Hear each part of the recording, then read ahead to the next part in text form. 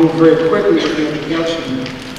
I certainly believe that Mr. Turleson does not necessarily require a formal introduction, so I'm going to quickly highlight some significant points of interest that are extremely impactful and impactful to districts like LeCompton Unified School District. Many of us are keenly aware that Mr. Turleson serves as the 27th State Superintendent of Public Instruction, leading California's public school system as well as the California Department of Education. He's had a very long journey to get to that point, having started off as a classroom teacher himself. And from what I understand, he even remains a teacher on leave, which means we can easily have him put back in the classroom with a March 15th notification. We just might do that. But moving to an area of great concern, why I believe the Compton Unified School District, as well as most other school districts, owe their gratitude and appreciation to Mr. Turleson, was for the CWEA Act, SB 1133. The California Teachers Association on the lower hill in the house, CTAs in the house, and our good friend Jose Solario can attest to the fact that $3 billion was appropriated to the lowest performing schools within this state, and many schools saw an exponential growth academically as a result of that investment, thanks to Tom Turleson. So I want to give a round of applause. So morale is up overall. Pink slips are down mostly across the state, not everywhere, but mostly. And this year we need to focus on meeting the promises that were made to the voters as they passed Prop 30 about rebuilding our schools, improving instruction, improving student performance, boosting the graduation rates of students, and ensuring they are ready for careers in college, really ready for the world beyond high school. And demonstrating the power of this investment to California, spotlighting all the good things that are going on. I'm pleased to say that Governor Brown has kept his promise in making school funding his top priority in the budget, including an historic debate that we all need to engage in and figure out the pathway to the answer, an historic debate about changing how schools are funded. So I welcome his goal of a school funding system that's more focused, more transparent, more fair, and more educator-driven. One of the first steps we need to take is paying down the wall of debt that our schools face, starting with tackling the deferrals and our deficit factor for all of our schools. We lost about $20 billion during these last 5 terrible years of budget.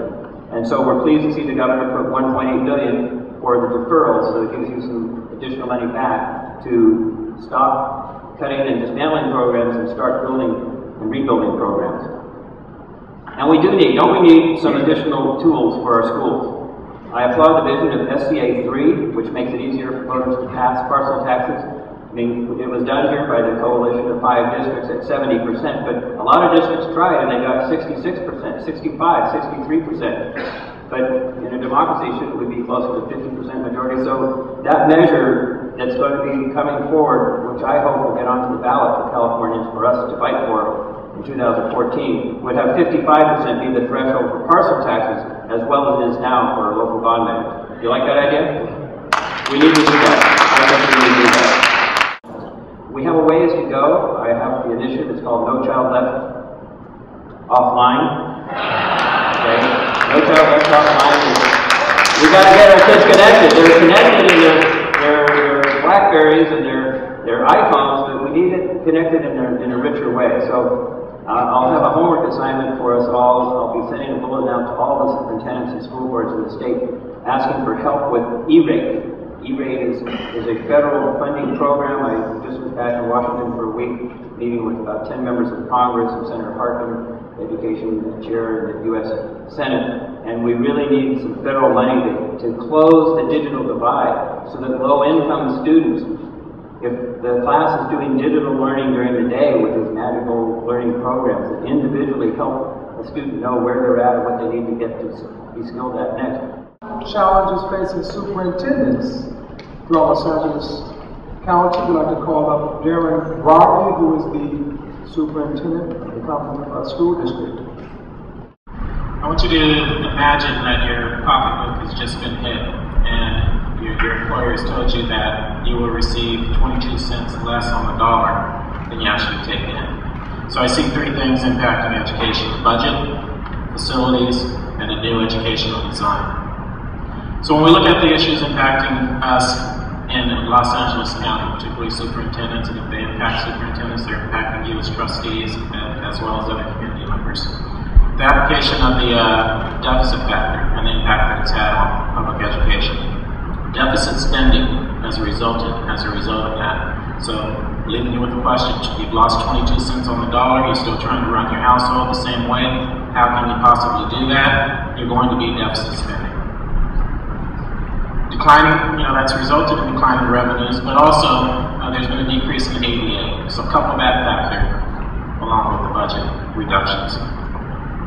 Some of us are facing school bond issues, capital appreciation bonds. Luckily, Compton is not. But some have borrowed money, and for every dollar that they borrow, they're paying $10 to $15 to repay that back. So that's impacting public education. Facilities in Los Angeles County, some of those facilities around. The age of our facilities is staggering throughout Los Angeles County, and there's been a lack of state funding for modernization as well as school construction. Couple that with career technical education and where we need to go, and career readiness. Where's the equipment going to come from that's necessary to retool, to realign our career and technical education programs? And last but not least, I talked about education and new educational design. Secondary performance significantly lags behind primary school performance. Our African American students significantly lag behind others throughout the state. Our long-term English language learners significantly lag behind others within the state. Our high school graduation rates are not where they need to be.